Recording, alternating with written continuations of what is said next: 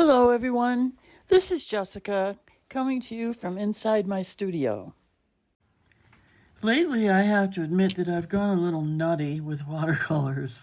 I have so many already, but it's an addiction, there's no question. And I avoided the handmade watercolors for quite a long time just because they were hard to get and because they're very, very expensive. But it's become a lot more people are now making their own watercolors in pans, and some of the pricing has gotten really reasonable. So I started to collect them along with my Primatex from Daniel Smith and so on. They're delicious textural colors, and so what I found was that my swatch cards weren't helping me when I had a painting in front of me or an illustration and I wanted to see how that particular color was going to look. Of course, on the swatches, it has white around it and other colors. So that was an impossibility. I sometimes use my glass palettes to test a wash, but at the stage where I want to find the right colors, it would be really great to have a swatch that I can hold right in the painting and I can really see what's going to happen. So I started to do this. These are pieces of arches. Some are rough and some are cold press, and it's 300 pounds, so they're not going to warp or tear or any of that. And so I just started painting these and labeling them. These are mostly from my favorite company so far, which is Addison and Sedgwick. They have an Etsy shop, and their colors are awesome. And I showed you this a minute ago, but they're full and fat, and maybe I'll be able to show you again. They're full and they're fat and they're creamy and they wet really well. They're just wonderful paints. So I've gotten addicted there, and they sell for either $5 or $6.50 a pan. That's really good compared to some are 10 or 12 or more. I thought it might be fun to show you how I go about making my giant swatches so that they'll have all the information that I want to know when I want to know it. What I have here are some pieces I cut. They're about 3 inches by about 1.25 or so. I made them nice and fat because I want, substantial information on here. I'm using a set of watercolors which are pretty unusual. They're called Japanesque shadow black colors, and there are 2 sets. This is the shadow black ME1 or MEI here. Ta-da, that's 1, I think. And they are not expensive, and they are on Amazon, and I will put a link to them below. But I thought these would be fun because I use them every once in a while, and I try to get a lot of mileage out of them and get some effects. This is the shadow green, and dropped water in it. And so these are cool paints. And so therefore, I want them in my giant swatch set. I have a brush, a mop brush, I guess. Sometimes you call it a quill. It's also called. And I've recently come onto these, and I'm in love. I bought a set of 4 sizes on Amazon. This is the biggest one, and I think this is the smallest, and there's another one, but heaven only knows where it is in this pile of stuff to my right here. Anyway, they hold a bunch of water, and I love how they deliver paint to a surface, especially a cold press or a rough surface. I love how they deliver paint to a surface, especially rough or cold press watercolor paper. I have a tiny clean water jar because that's all I need. I have a big wash it out jar to my right and a paper towel to pull back some of the moisture. So what I do, and I'm going to do the color I showed you first, which is the shadow green right here, which is looking like this on the small swatch card. But I am going to get plenty of water on here and take it to this pan. Now, I just did a bad thing. I really shouldn't have gone in my clean water there without cleaning the brush off. But, you know, look at the richness of that. That's nice. So I usually get as rich of a mix from the pan as I can, like this. And this is a top I can wash up, so I'm not worried about getting overlap. You could have a piece of wax paper underneath or something. I'm over here cleaning that brush off, and then what I want to do is I want to bring water in. And I do this with all my swatches because I want to see the range of value that I can get from a color.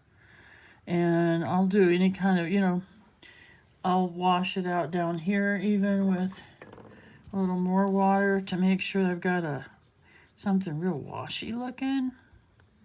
Now I know I can take it up that light if I have to. And I'm watching the flow. Flow is kind of cool. If I add more water in here, I can get effects like I had on that card. If I damp the brush off a little bit and pick a little color up, then I got another white spot to look at. So what I have here is a whole bunch of values from darkest to lightest. I might add to my values, get some midtones in here. And most paints will behave this way for you. And so this is showing me just about everything that I can make happen with this particular color. Now we'll try it again on the yellow, shadow yellow it's called. And I'm going to wash the brush really well this time. But this shadow yellow you're going to see is like a lot more like a green. Like a kind of a grayed out spring green, maybe? No, olive. I would say it's more like an olive green. And here it's called a shadow yellow, right? Okay, so I want to make sure I got the deepest version I can get up at one end here. And then again, I'm going to come back with some water and feed it in to see my lighter values happen. Okay, and real light right there. And then I leave these to dry. I will say, and it's not going to be the only time you ever hear me say it, I promise, I do not use a hair dryer, no matter how gentle, to dry my watercolors. What's happening when you do this is you are floating a bunch of particles of pigment over top of the rough paper. As it dries naturally, as it moves on its own, it settles in and it gives you what the real texture will be of the color. Now, if you're working on hot press paper only and you don't care about that, then hair dryer away. But that's never been something that was thought to be a good idea until the age of the University of Internet Art. And I am being bad here. I'm in my clean water, but it's just because it's not going to matter right now for a couple minutes. And one of the reasons I use these little water things is because I can very easily dump it and change it right here on the desk and don't have to get up and go to the sink and all of that business. Eventually I have to, with my big jar, go and dump it and put clean water, but meantime I can make a lot of hay with this. So I am letting these dry naturally. And then what I do with some of my colors, just because I have an interest in what happens if I mix them. And so in this case, I'm going to go back to my dark green, shadow green. God, it's a beautiful color. It's almost like a teal or a bottle green or something. I really like it. And I'm going to see what happens if we combine that with some shadow yellow. And I'm going to start dry. I'm not going to start in here because we won't get a chance to get any color blend. We'll just have a real deep area everywhere. And I'm going to have my deep yellow down this way. And then I'm going to clean my brush really well. And I'm going to add the waterway, if you will, through the middle, which is going to allow these two to do some blending.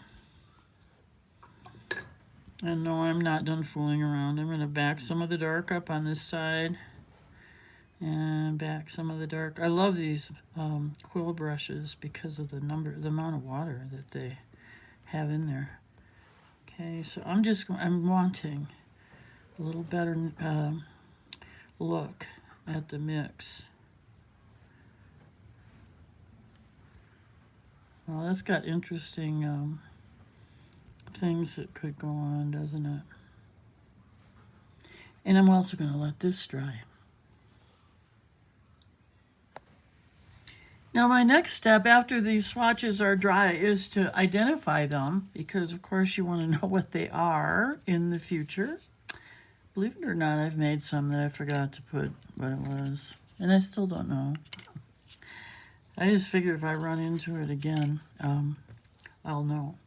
Anyway, so this was our shadow green. And usually I would put the manufacturer here, like, you know, in initials, like DS for Daniel Smith, blah, blah. But when the word shadow is here, I know that it is that shadow set of colors, and so we're good. I know where it came from. And so this is shadow yellow. And you'll notice that these would work well in a monochromatic painting or illustration, because they are green. This is all green. Okay, and this is a mix of shadow green and yellow.